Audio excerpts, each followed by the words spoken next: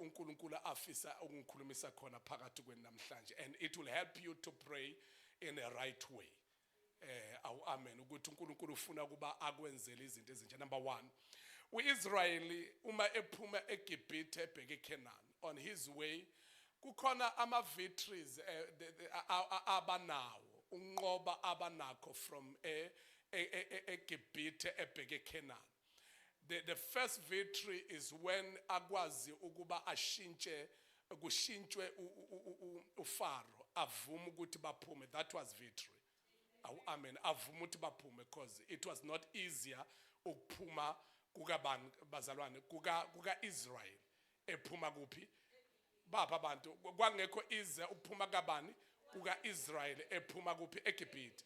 Kwabiza ukuba uNkulunkulu enze izimangaliso eziningi ukuze uFaro avuma ukumdedela uIsrael. And there was a victory enkulu endlula ukuphuma. I-victory enkulu endlula ukuphuma is when bewela ulwandle olubomvu. And ngesikhathi bewela ulwandle olubomvu bebona uNkulunkulu eqeda ngama-Egyptians onke. That was a victory ku-Israel. That was a victory. Somebody shout amen. And it is not only that victory eyayikade iphakathi ka-Israel abayi-obtainayo on their journey, but again maningi ama-victory abawabona uNkulunkulu abanikeza wona banqoba izinto eziningi egameni likaJesu. Somebody shout hallelujah. Banqoba izinto eziningi bebheke eCanaan, kodwa bafinyelela la khona bethunjwa khona. And ngesikhathi bethunjiwe, i-victory akade benayo nguNkulunkulu ngayizolo yangabasebenzela ngesikhathi sebethunjiwe. Akekho umuntu ongizwayo njalo. Ngesikhathi bethunjiwe i-victory yayizolo bathi bayibuyisa kwinamhlanje kwathotha ayisasebenzi. Ngoba uNkulunkulu akayifuni into kubuhambe ngogcobo lwayizolo noma ngeglory yayizolo. Inkazimulo ayenza izolo ungayithatha ufuna ukuyibuyisa kunamhlanje ngoba namhlanje ufuna ukwenza okusha. Kodwa into engamvimba ukuthi enze okusha ukuthi wena usambambe ngento yayizolo. Ukhona umuntu ongizwayo, ukhona umuntu ongizwayo. Somebody shout hallelujah. Mthilo seduze ukuthi makhelwane phuma ekumjwayeleni. Phuma futhi ekuhambeni ngendlela yayizolo. But there is only one thing ofuna kuyenze. Yinto ukuthi makufika isikhathi sokuthunjwa wazi ukuthi unqoba kwayizolo noma ukukhululwa kwakho esimeni ondlule kusona izolo ungakusebenzisi kwinamhlanje. Oh, somebody shout hallelujah. Somebody shout hallelujah. They needed, ngesikhathi bethunjiwe, they needed a new victory, and a new beginning, and a new miracle. Somebody shout hallelujah. Now, you can't depend on your past victory and glory to come out of your present condition. Because the condition yakho yanamhlanje ifuna iglory yanamhlanje. Ayifuni iglory yayizolo. Cela umtshelo sethu ukuthi ayifuni iglory yayizolo. Oh, come on, somebody shout hallelujah. Ayidingi iglory yayizolo. Ngifuna ukuba ngikhulume nawe ukuthi izinto uNkulunkulu azenza izolo kufanele uyigcine khona izolo. Kodwa uthi you can take mhlawumbe ungaya ngokwepraise ukuthi uNkulunkulu ngiyakubonga ukuthi izolo wenzeni. Kodwa ungafuni ukusebenzisa iglory yayizolo kuyinamhlanje noma kuyisimo ondlula kusona namhlanje. It will help you to change the way you pray. Because you can pray a prayer of yesterday, kanti prayer ya yesterday ayidingakali kunamhlanje. Akazi noma uchawo useduze kweBhayibheli. Somebody shout hallelujah. Cela umthetho oseduze uthi makhelwane, mthetho uthi makhe, forget about what happened. Don't keep going over old history. Ungahambi ngehistory yayizolo. Somebody shout hallelujah. Thixo seduze ukuthi ungahambi ngehistory yayizolo. Ngoba ukuthandaza kwakho kuzoba nenkinga yokuthi uhamba ngehistory yayizolo. Angithi uyazwala ukuthi ungagcini umtshelo seduze ukuthi iBhayibheli kusho ukuthi forget about what happened. And then bese don't keep going over old history. Let me just show you ukuthi lento engiyikhulumayo according to the scripture. Incwadi kaHaggai chapter number 2 verse number 9. Let us read to verse number 9. Incwadi kaHaggai chapter number 2 verse number 9. All right, let us read. Haggai chapter 2 verse number 9. Oh God. Funda chawe.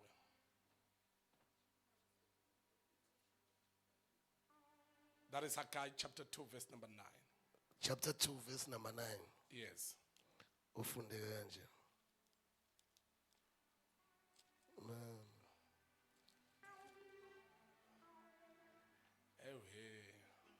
Sawubona chawe.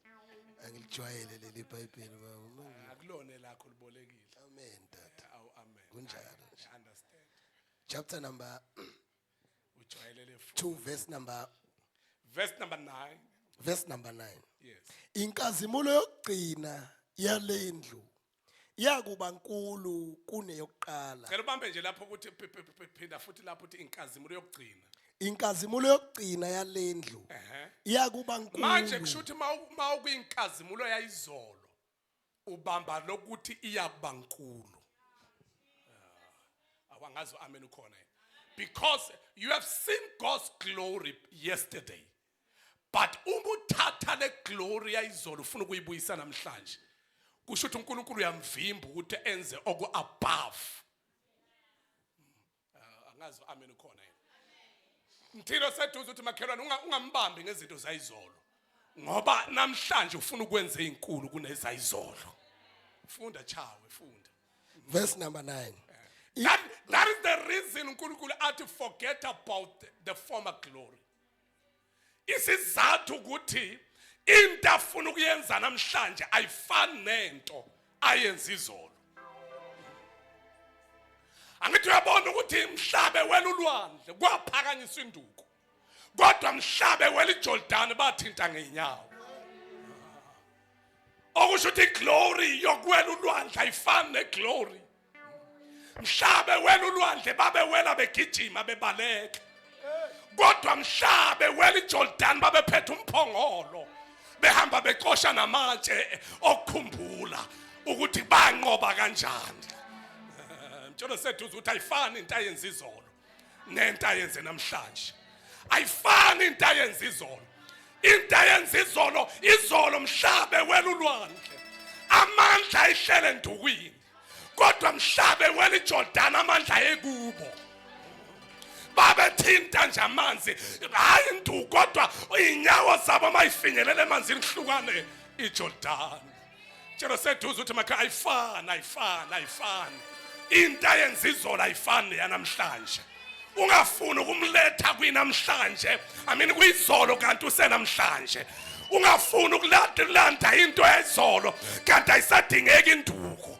Sekudingeka manje amandla invested in your life. Ukuthi kube yiwona sebenza phakathi kwesimo kwi-present condition yakho. Okhoshana maya hela basaya. Thino seduze ukuthi ayifani inkazimulo yayizolo neyanamhlanje.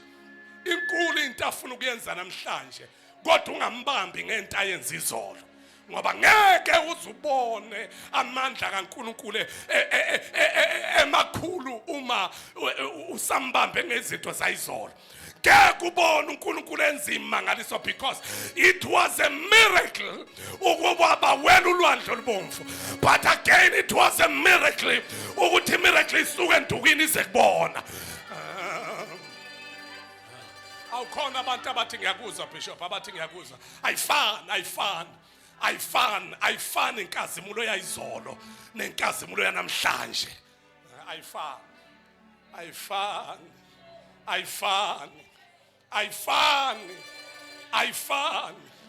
Ayifani. Ezolo ayifani yanamhlanje. uma ulanda history ayizolo uzomvimba kulento afuna ukuyiperforma namhlanje. Musa ufuna ukumbuyisa kuyizolo kanti usenamhlanje. Nesimo obhekene naso asifani nesimo sayizolo. Namhlanje anihujwa ngamaGibhithe kodwa manje ijeni iniphoqa ukuthi iwelana eJordan. Man wena eJordan sekufuneka kusebenza amandla I-invested kinina ngoba yikho into enihuphayo kodwa imiracle seyathutha endukwini yehlela phezu wenu niyawuthinta whatever kulilandela umphongolo ungakhohlwa kwangena abapriest kuqala nomphongolo abangemuva babehamba beqosha manje eyikhumbuza ukuthi wena Jehova sandlula kuphi nalapha sandlula sasamba nawe bese besho ngaphela angiyazi nendumiso kaMiriam ayifani nendumiso after Jordan abekho abantu ayifani. Indumiso kaMiriam ebona amaGibhithe kuphela ngawo ayifani nalaba baJoshua bewela iJordan sebengaphesheya. Awubafethu ngithi ayifani kanje ngithi ayifani. Abekho abantu emthandazweni ngithi ayifani. Inkazimulo yayizolo ayifani nenkazimulo yanamhlanje. Iglory yayizolo ayifani neglory yanamhlanje. uJehova khona into entsha athi ufuna ukuyenza in your life. I don't know but I believe that somebody engikhuluma naye ocabanga ukuthi uJehova uqedile ngempilo yakhe last year, but I feel there is something that I need to say upon your life. Oh, I feel I can pass this message ukuthi uJehova ufuna ukwenza okukhulu kunakwayizolo, ufuna ukwenza okukhulu kunokwayi last year. Ayifani inkazimulo yayizolo nenkazimulo yanamhlanje. Ayifani. Bazalwana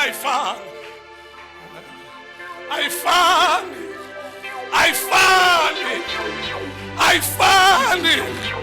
Akwenza izolo kuyakhula namhlanje. Akwenza izolo kuyakhula namhlanje. Akwenza izolo kuyakhula namhlanje. Awangazi ngikhuluma nobani. Akwenza izolo kuyakhula namhlanje. Sengathi ungamtshela ukuthi ayifani inkazimulo yayizolo, ayifani yanamhlanje. UJesu esaphila wakwazi ukungena ephakasinagoga aphuma aphulisa abantu enze yonke into evalelwe emasinagoga kwenzeke yonke into, kodwa inkazimulo esevuka ethuneni ayifani nenkazimulo yokuqala. Wathi mayivuka ethuneni wabonakala emawosi iminyango ivaliwe, wathi ukuthula makube nani ngoba ayifani inkazimulo yayizolo nenkazimulo yanamhlanje. Kunento entsha afuna ukuyenza in your life. Even 2026 kunento entsha afuna ukuyenza in your life. Touch your neighbor into seduze uthi ayifani. Ngiyekele kuyipast mfuna kuyinamhlanje, ngiyekele kuyizolo mfuna kunamhlanje. Jehova yintoni ofuna ukuyenza empilweni yami namhlanje? Somebody shout hallelujah. Our prayer needs to focus. What do you want to do over my life?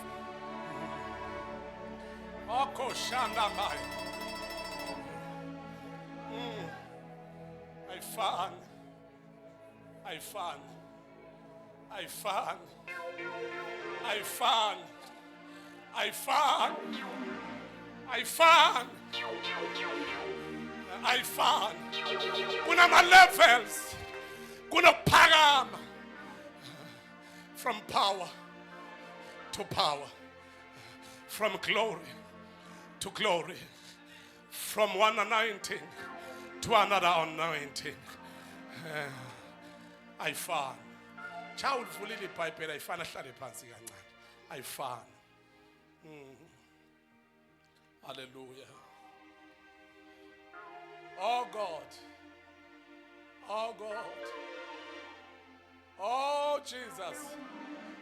Oh Jesus. Ila maya kashataya hela basaya. Oh God, oh God. Funda chawe, funda chawe. Number 9. Verse 9. Okufundeka kanje. Inkazimulo yokugcina yalendlu iyakuba nkulu kunaleyo yokuqala. Usho uJehova Sebawothi.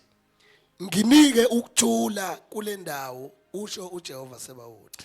The glory of this present house will be greater than the glory of the former house, says the Lord Almighty. The Message version. This temple is going to end up far better than it started out. Far better than it started out. A glorious beginning, but even more glorious finish. A place in which I will hand out holiness and holiness, decree of God, of the angel armies.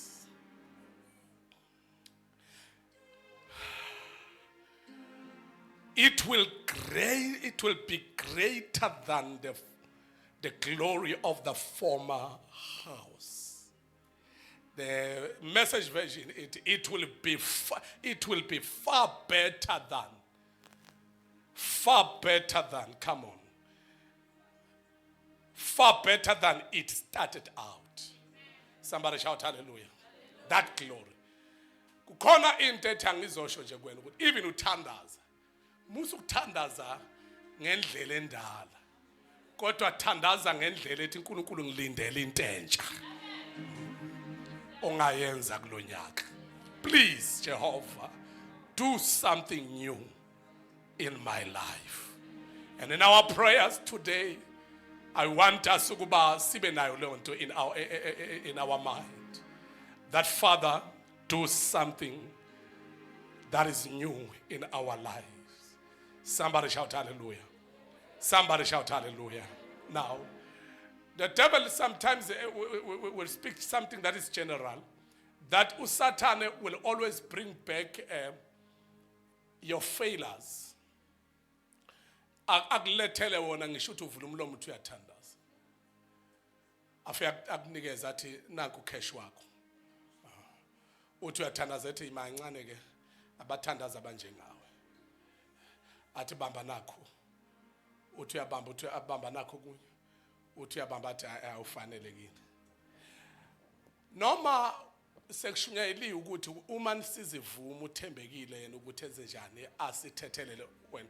But uSathane ngicela ukuxoxela mina sengihambele ejeni. Ngisho sewuyile wayothandaza. uSathane uyayibuyisa into wayenza kudala. Ayilethe ibe yintsha ngisho aze anginikeze idoubt yokuthi uxolele uNkulunkulu. Anginikeze idoubt yokuthi athi akaxolelanga uSathane. Lapho uthena hayi ngiyakhumbula ngiya kuNkulunkulu ngizendlala. Athi uSathane akaxolelanga. Let me just ngwelaphe namhlanje ngoba this is a house of restoration. Somebody shout hallelujah. Ngwelaphe. Number 1, I want to kuba ngwelaphe ngento ethi. Forget about your past failures. Vuma ukuba wakhohlwe. Ukhohlwe ukwehluleka kwakho kwayizolo. Kukhona into engizokhuluma nayo. Let me just take izinto ezimbalwa engifuna sinaka. Number 1, even Israel. Abantwana baka Israel had many failures and they did terrible things in the presence of God. Izinto ezibhlungu ebahlengile. Benza izinto ezibhlungu. Number 1, God gave them the land. Wabanikezwa izwe. And then in that land they wanted a king. Uyakhumbula ukuthi there was no king mabephume eGibhithe. But uthema sebeba ebanikeza umhlaba bafuna inkosi. And then what happened about that king? The king misled abantu. Inkosi yabasusa abantu kuNkulunkulu.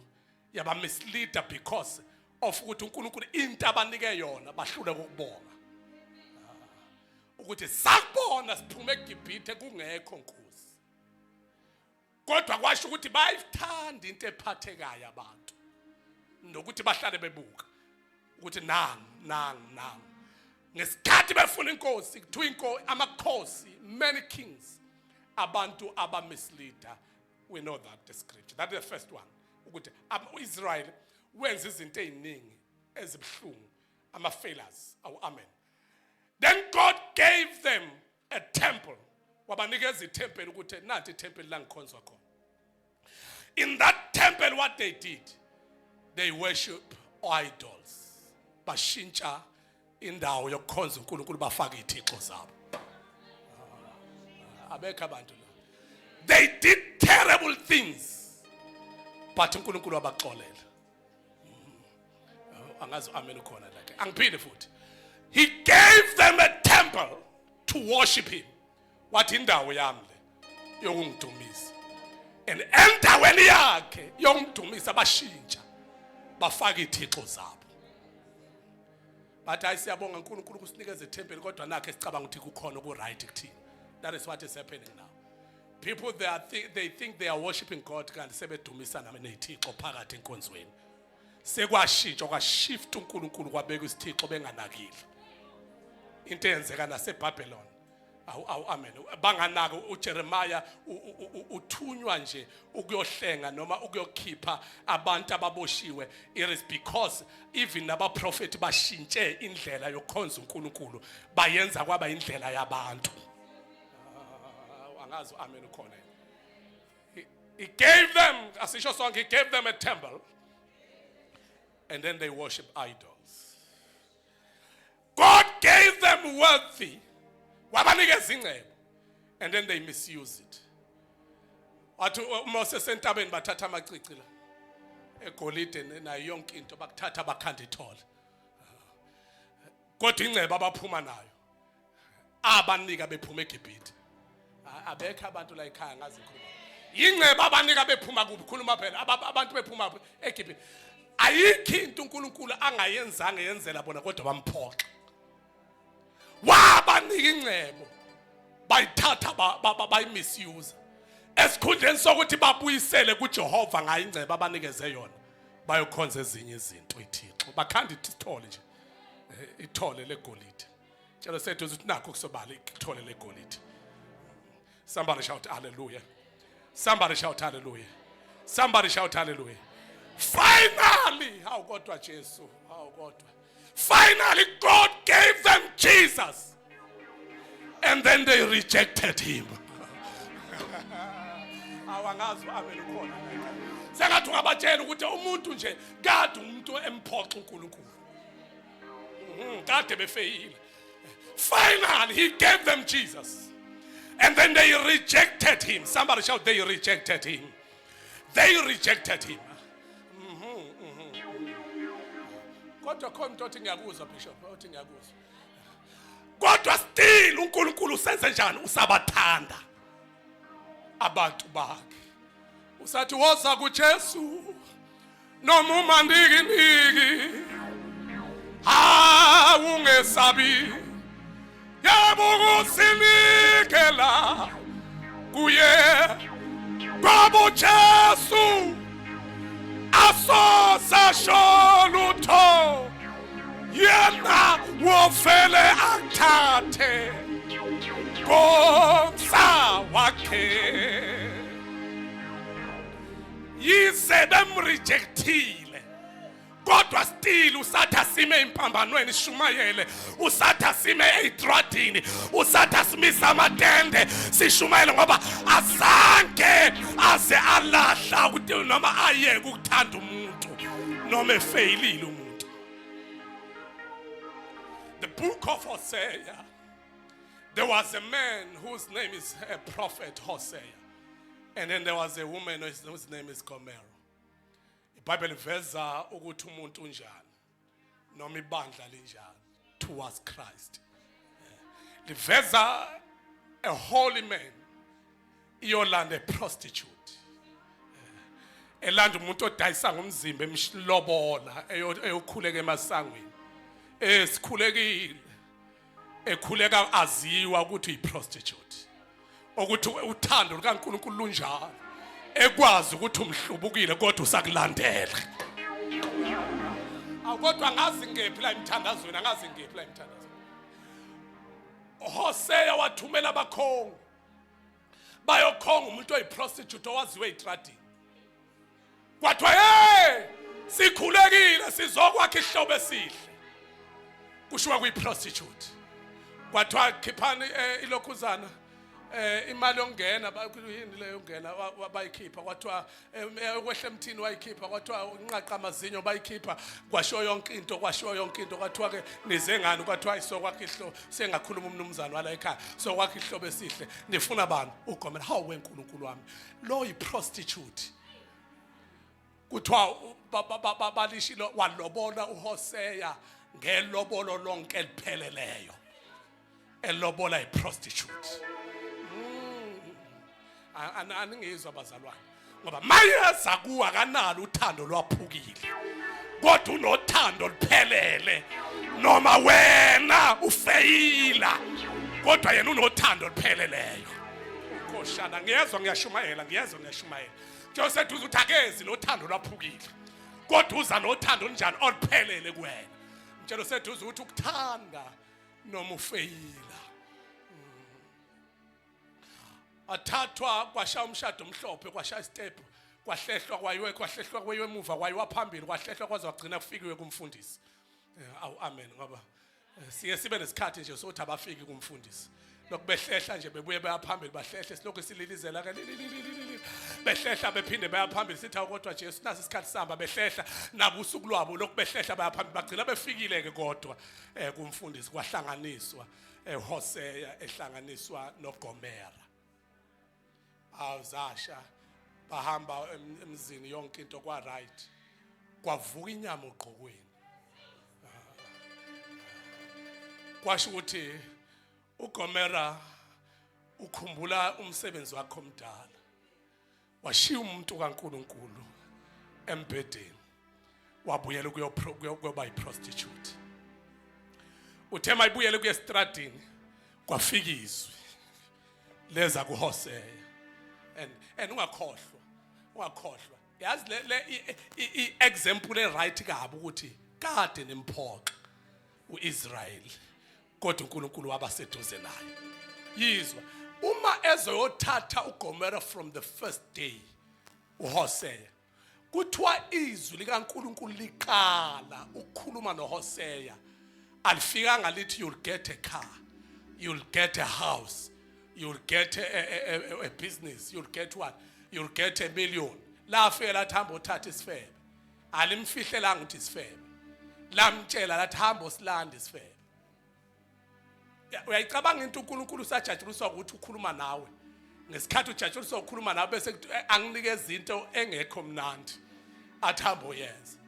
Washada ke wahamba uGomera. Mayihamba uGomera ebuyele elokhuzaneni. Emsebenzini wakhe omdala. Kuthiwa izwi laphinde labuya. Lathi umfazi wakho. Hamba uyomlobolo kwesibili. Uyayizwa ukuthi ibhlungu kanjani le? Uyayizwa ukuthi ibhlungu hamba umlobolo kwesibili. And iBhayibheli lithi uHosea wahamba wamcinga eTradini. Ecinga uGomera. Elokhe ehamba ethi Gomera!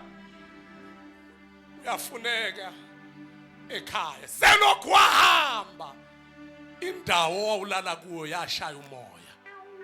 Kuze kube namhlanje. I'm missing you. Indawo yakhe ishaya umoya akekho wangena kuyona.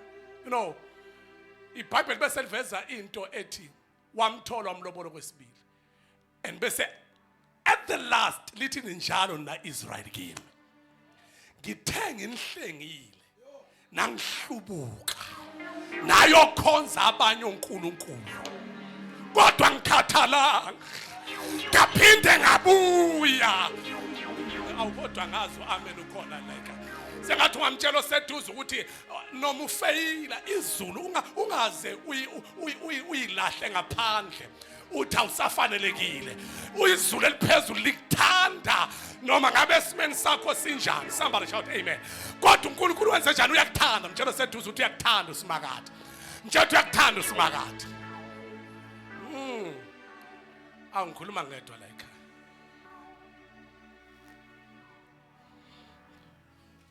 He paid the debt. He did it all. I own that debt. I could not pay it. For Jesus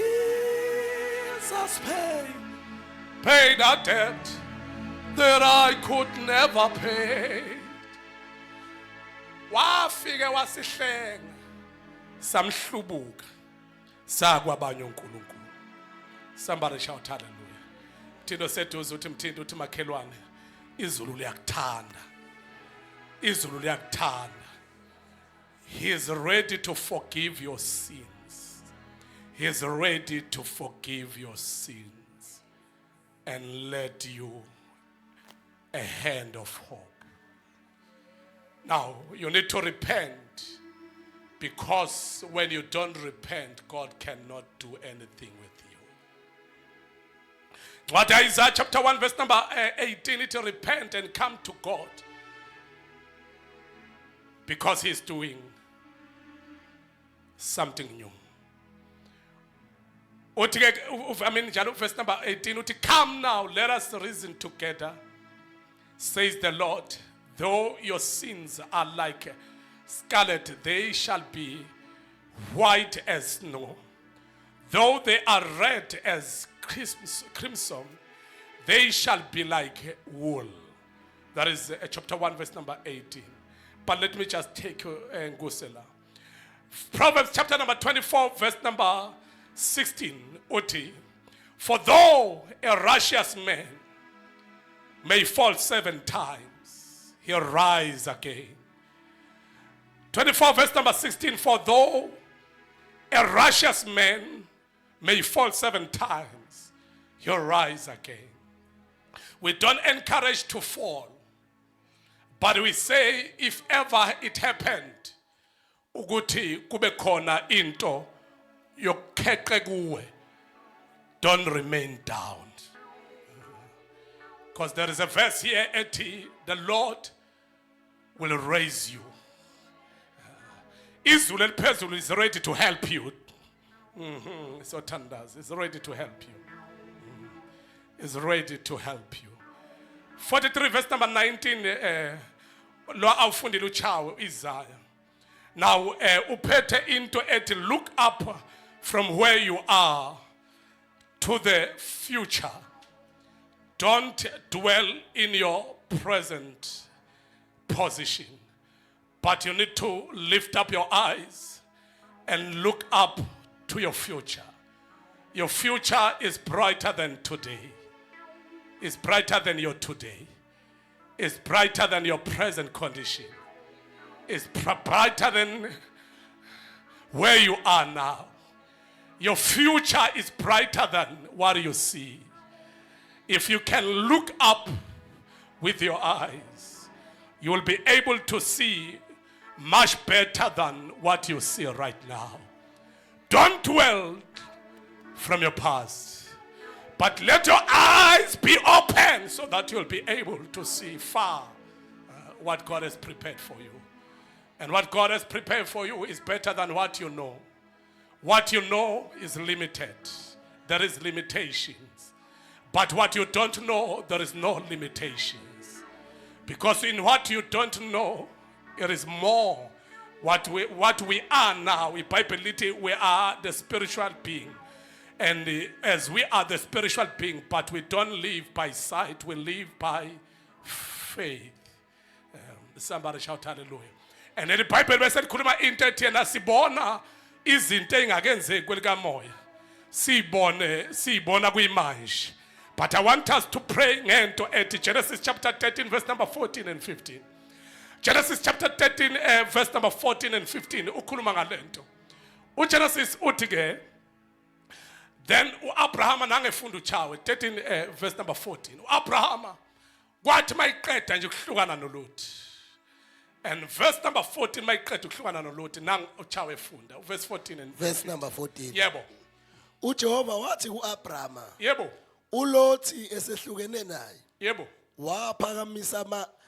phakamisa manje amehlo akho phakamisa manje amehlo akho ubuke usendaweni lapho umkhona uphume kwi-former glory kodwa ubuke ula ome khona njengamanje ngasenyakatho nangaseningizimu bese ubuka ngasenyakatho nangaseningizimu nangasempumalanga nangasentshonalanga nangasempumalanga nangasentshonalanga somebody shouting phakamisa amehlo I want us siyomthandazweni phakamisa amehlo somebody shout phakamisa amehlo that is verse number 14 lo 15 imake phakamisa amehlo mthindo sethu siphakamisa amehlo makhelwane inkinga yakho ukuthi awufuni ukubona lento uNkulunkulu akubambele yona inkinga yakho ukuthi wanaliswa yilento uNkulunkulu akunikeze yona izolo but manje ngizokukhipha kulento uNkulunkulu akunikeze yona izolo ngithi there is something better than what you know there is something better than what you have there is something that is bigger than what you have somebody shout hallelujah it is bigger what I see in your future it is bigger than what you have in today. Oh, somebody shout amen. Ukuthi namhlanje inkulu lento engiyibona kuyisasa kuna lento engiyibona kuyinamhlanje. Lena engiyibona kuyinamhlanje ayinawo amandla. Kuna lento engiyibona kuyikusasa lakho. Yingakho mawuphakamisa amehlo uzokhuluma ilanguage yakusasa. Uthi ke mayifika uJoshua noCaleb sebebuye nemessage ethi sabona iqhwaga eyinzinte eyifika lapha ya. Uthi uJoshua and Caleb asifuna kuzwa ngalutho ngalento abayikhulumayo. But we saw the land. Ngoba satshelwa ngezwe elinoju nobisi into esafika sayicinga saphakamisa amehlo sabuka lento esatshelwa ngayo yingakho namhlanje ngithi inkulu into uJehova akubekele yona kwi-future kunaleya namhlanje your presence sufferings will never be compared. Oh, somebody shout hallelujah to your future. If future yakho is better than what you are going through right now.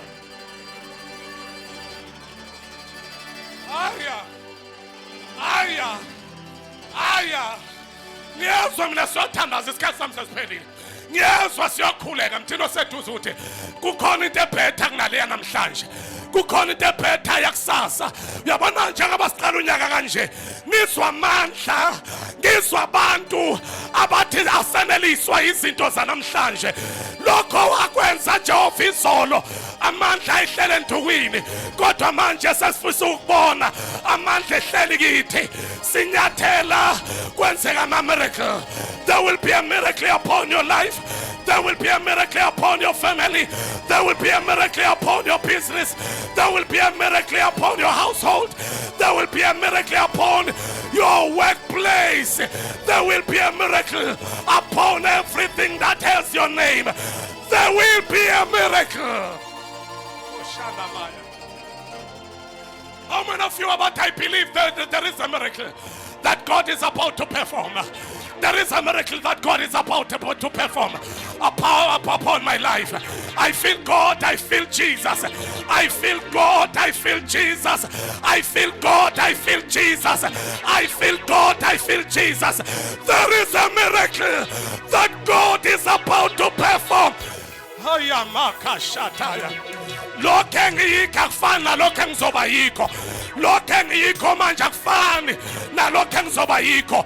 Izulu lingilungisela izinto ezinkulu.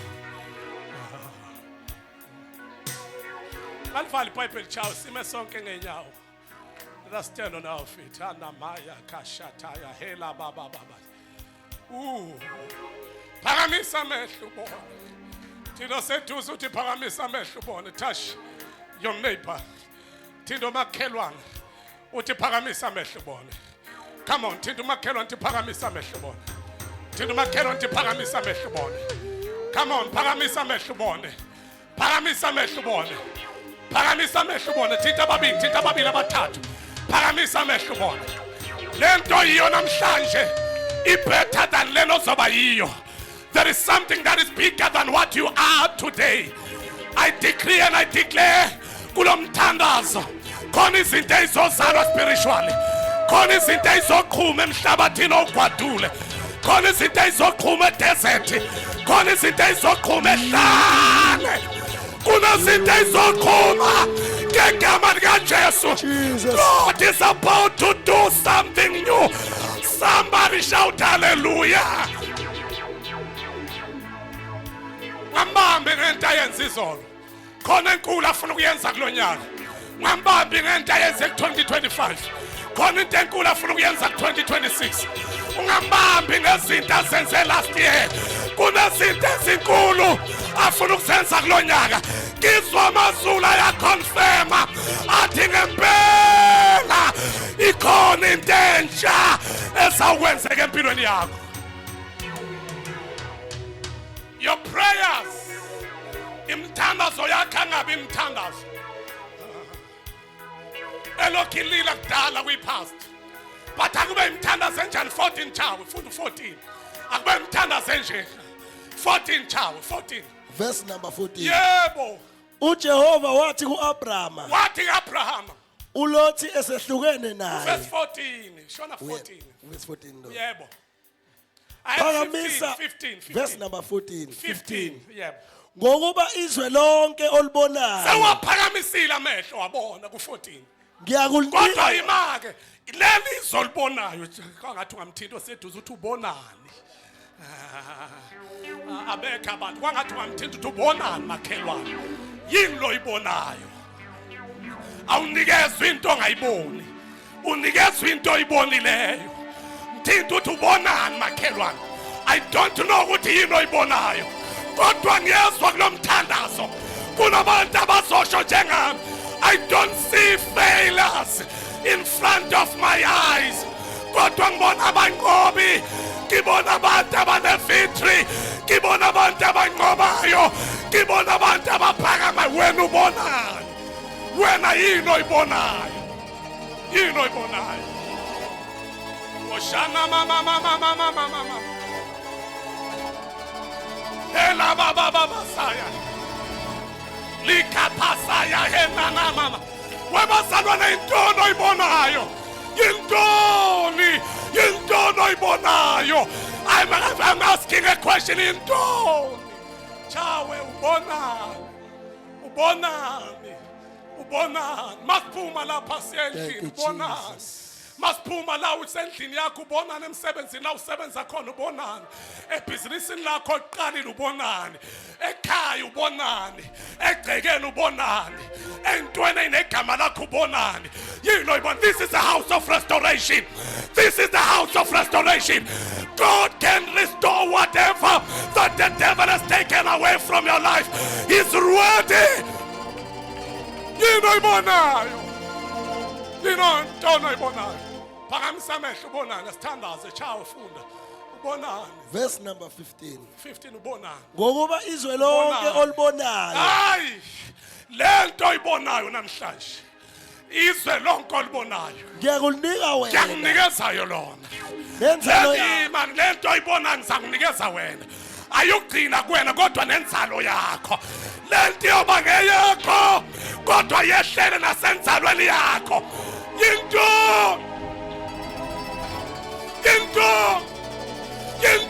oyibonayo. I will give it unto you. I will give it unto you. Not only you, but nenzalo yakho.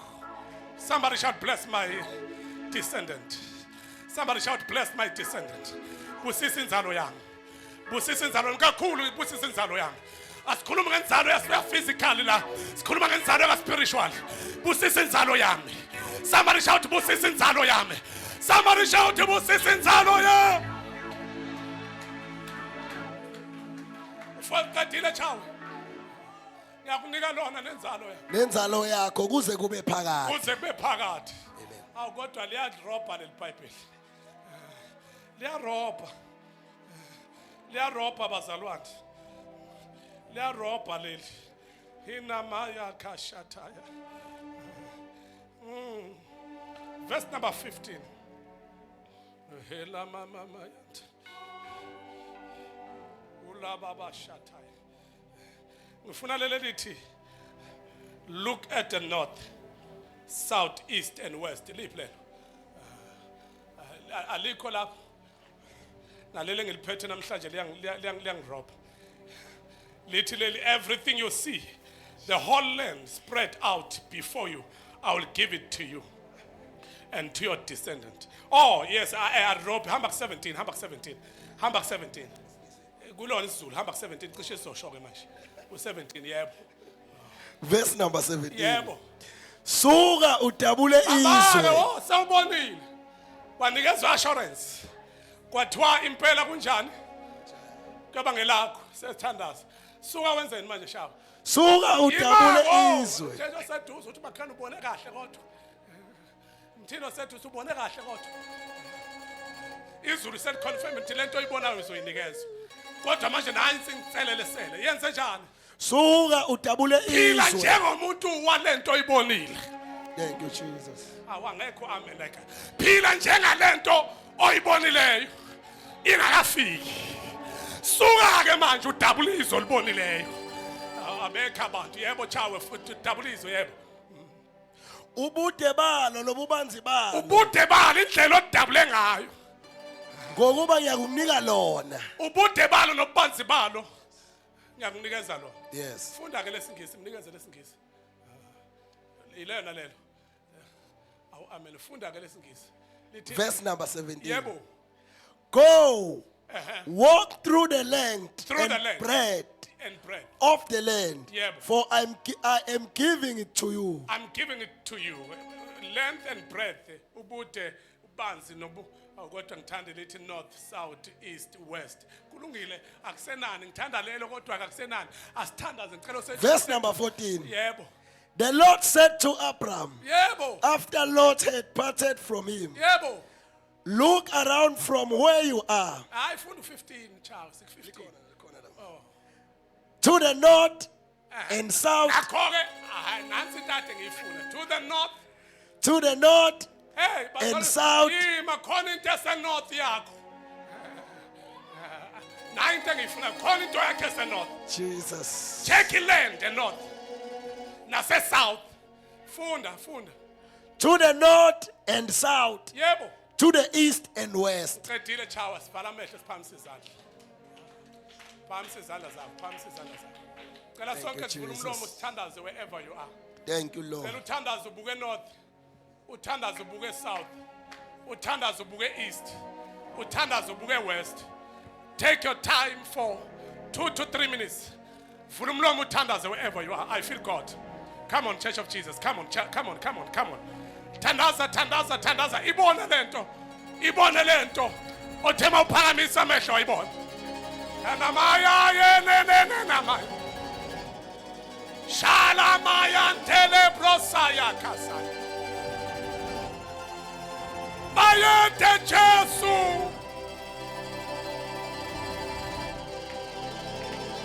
Yebo. In the mighty name of Jesus. Gegama lika Jesu. Woo! Hey! Dali izinto ezintsha uNkulunkulu. Dali izinto ezintsha emabhizinisini. Dali izinto ezintsha emakhaya. Dali izinto ezintsha emsebenzini. Dali izinto ezintsha abantwana. Dali izinto ezintsha kuyo yonke indawo emhlabathini osinikeze wona. The land. We promise you, God, that Father, ngeke safuna enye inkosi ngaphandle kwakho. Mawusinika umhlaba asiwufuna enye inkosi ngaphandle kwakho. Mawusinikeza ingcebo asiwukwakha amathole egolide. Siyakuyithatha ingcebo silethe kuwe. uNkulunkulu wethu onamandla wonke. Ngegama lika Jesu Kristu waseNazaretha. Bayede uNkulunkulu wethu ongcwele. Bayede dwala laphakade. Bayede sithando somphefumulo wethu. Bayede zulu yemfihlakalo. Ngeke sa reject uJesu. Bangasemuka konke. Bengathatha konke. kodwa uJesu. uJesu is our cornerstone. uJesu lidwala lethu. uJesu ukamantaya yitshele gumbi. uJesu is our center of life. uJesu is the one who renew our life. uJesu is the one who restore our lives. Kushana maya, helabasaya, likapasaya, kumantala prosaya. Mayete Jesu.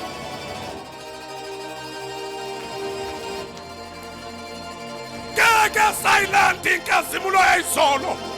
Keke silent akwinamhlanje. Mayete.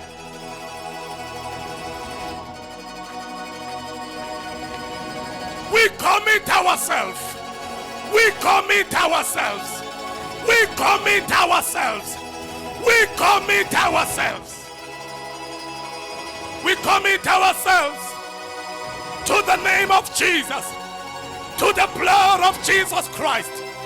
We commit ourselves to the kingdom of God, the kingdom of light, in the name of Jesus. Umbuso khanya phakathi kwabumnyama ulethi light. Wathi wena Genesis, let be the light. Kwahlehla ubumnyama kwavela ukukhanya. We are committing ourselves kulokho khanya okwabuyisela izinto kwi-order, okwabuyisela izinto ngondoniyo, okwabuyisela izinto kwi-position ngegama likaJesu. The restoration, the restoration, the restoration. Oh, oh, oh, oh, oh.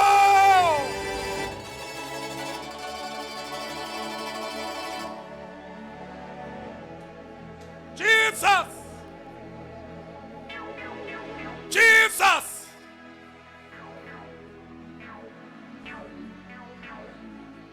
Au.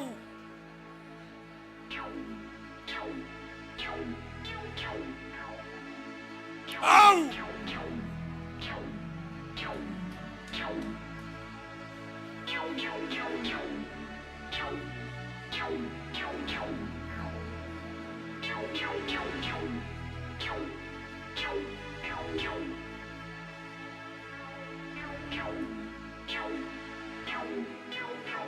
Oh.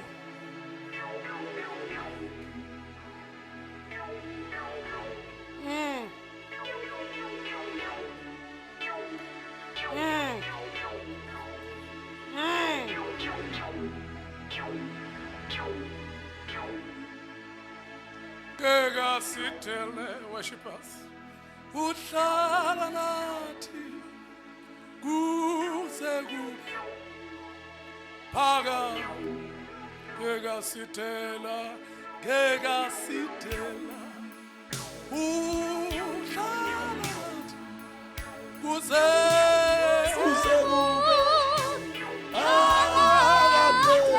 kega sitela, uhlala nathi kuze kube phakade. Kega sitela, Jesu uhlala nathi kuze kube phakade. Kega sitela, uhlala nathi.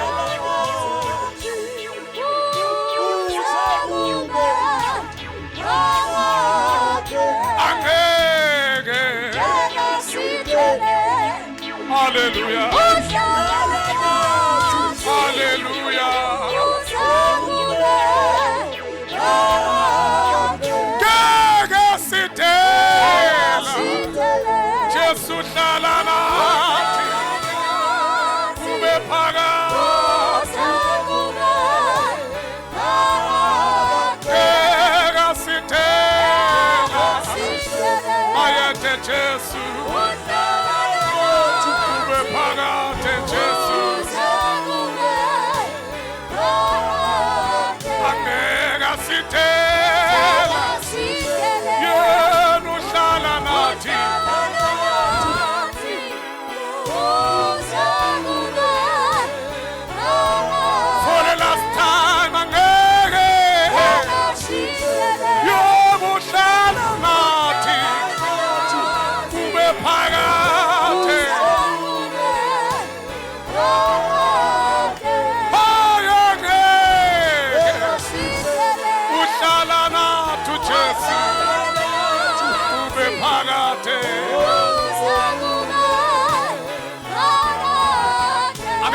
Sibuyisela uJesu izandla phezu kwekhanda. Oh.